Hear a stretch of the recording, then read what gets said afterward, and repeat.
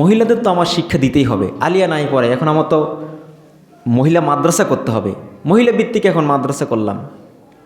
এই মহিলা মাদ্রাসার ভিতরে মহিলারা নারীরা নারীদেরকে শিক্ষা দিবে। এখানে যদি কোনো পুরুষ ঢুকে, দেখবেন অনেক মহিলা মাদ্রাসায় পুরুষ শিক্ষক থাকে 2 জন 3 জন 4 জন। যদি জিগাই পুরুষ শিক্ষক কেন নিছেন, কয় মহিলা শিক্ষার্থী যারা শিক্ষিকা ওনারা আলেমা হলেও এত জ্ঞান নাই, মাসালা জানে না বা হাদিস টাদিস পড়াতে পারে না, এই জন্য বড় বড় ওলামায়ে কেরাম আনেন।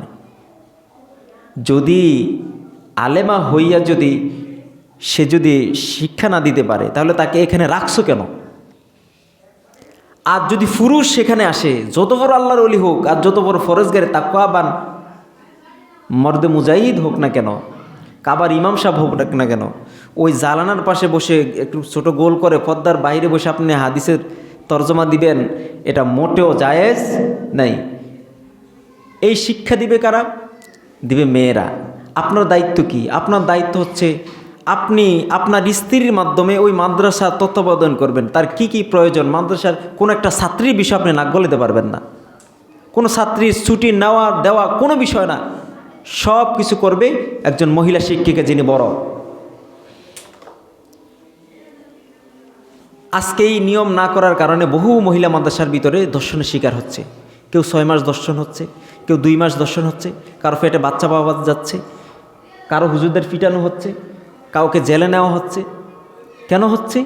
ওই যে আমরা বিধান মানি নাই, নিজে গোরামি করছি। কওমিদের একটা এই মহিলা মাদ্রাসাটা তো কওমিরাই করে।